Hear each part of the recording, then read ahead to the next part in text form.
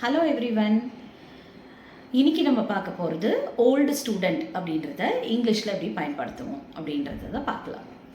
பொதுவாக இதை யூஸ் பண்ணும்போது ஒரு கன்ஃபியூஷன் இருக்கும். அதாவது சிங்குலரில் என்ன பயன்படுத்துறது, ப்ளூரலில் என்ன யூஸ் பண்ணுவோம், மேல்னா என்ன யூஸ் பண்ணுவோம், ஃபீமேலுக்கு என்ன யூஸ் பண்ணுவோம் அப்படின்றது. ஸோ அதை இன்னைக்கு கிளியராக பார்த்துக்கலாம்.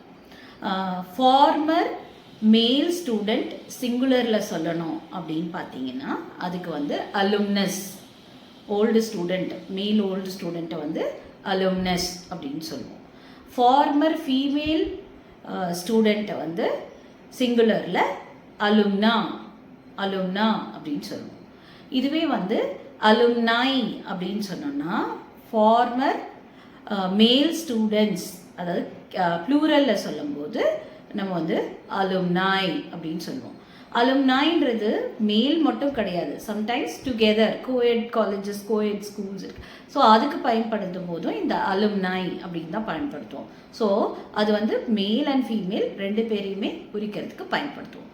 அடுத்து பார்த்திங்கன்னா அலும்னி அப்படின்றது only female former students in ப்ளூரலுக்கு அலும்னி அப்படின்னு சொல்லி பயன்படுத்துவோம். தேங்க்ஸ் ஃபார் வாட்சிங்.